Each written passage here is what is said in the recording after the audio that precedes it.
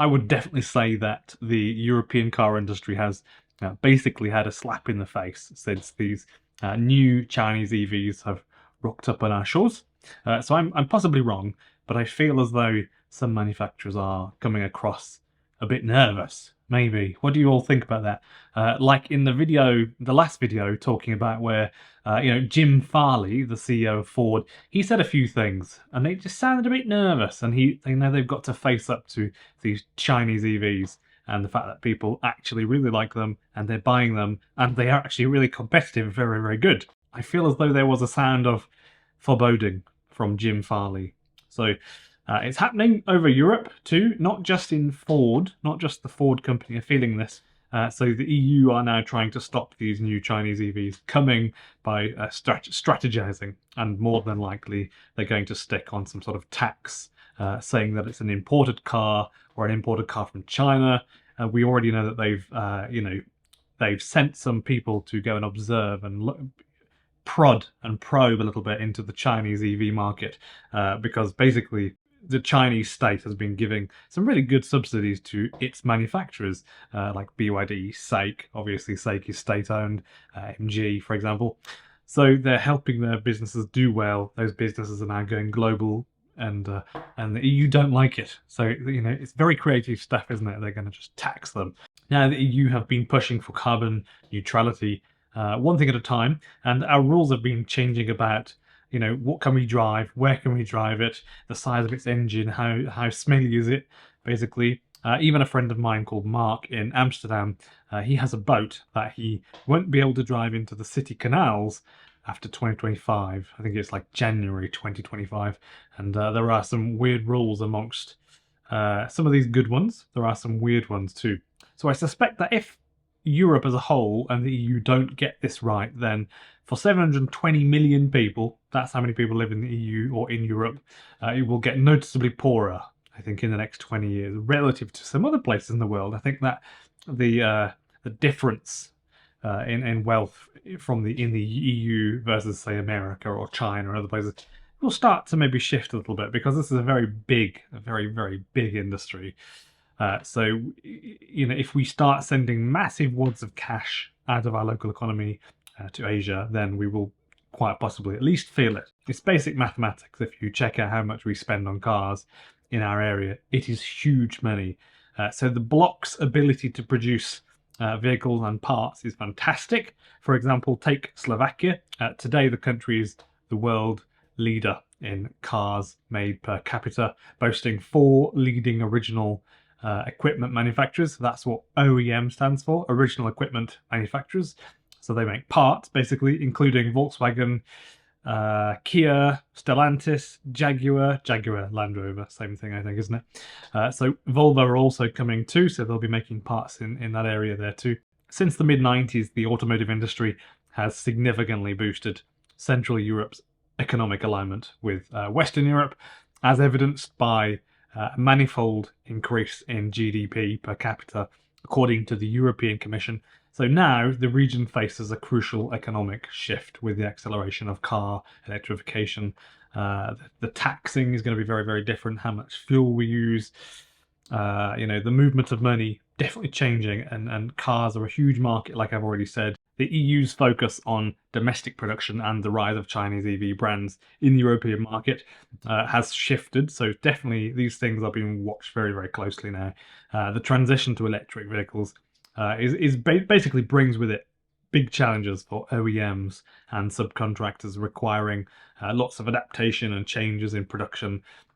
Also, I think you've got increased R&D efforts, lots of investment amidst geopolitical tensions, huge geopolitical tensions, fluctuating interest rates and energy prices, which are just shifting all over the place. It's crazy.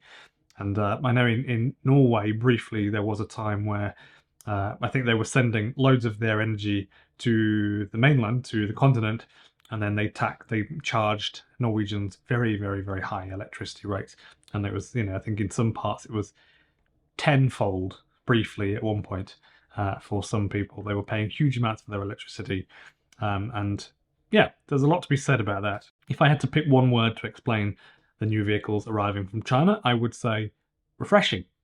Years and years have gone by, and I look at Volkswagen and their efforts to alter their cars and really spice things up a little bit, and they all feel a bit same to me.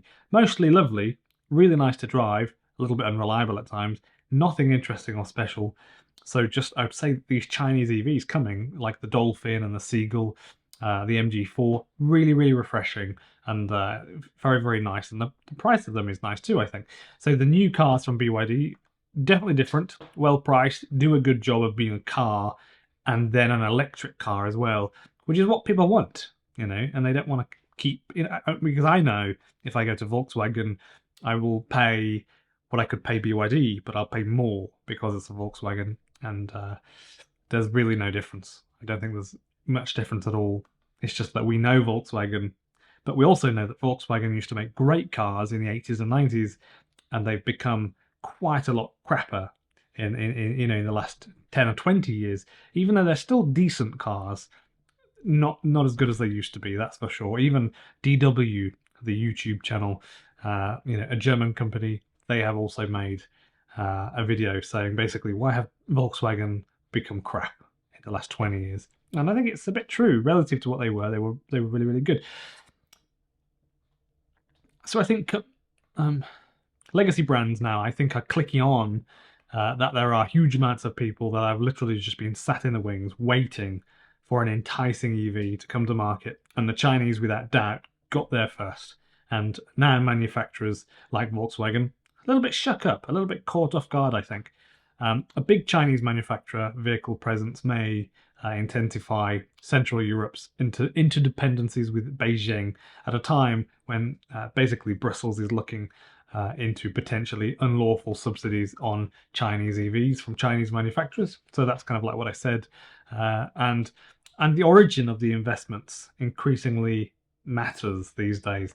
I think maybe I have mentioned this, but companies like BYD and other companies like Geely, given tons of money from the Chinese state to give them a leg up, basically. Nothing wrong with that. We could do that in the UK, potentially, with Rover or MG when they were British companies, and that would not have been a thing. But because, this is kind of like an attack on the West, we're seeing that as a problem. But actually, that's not a huge issue. They're doing something that is good for their economy.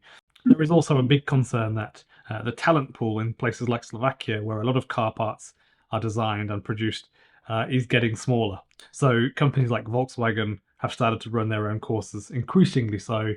Volkswagen's Joule Academy, for example, infuses its modular, fairly easily updatable electrotechnics curricula with relevant coverage of auto informatics, connectivity, and cybersecurity, according to the CIPE study. So basically, they're training people to repair and build and design and work within Volkswagen because they need to get local people to do that stuff.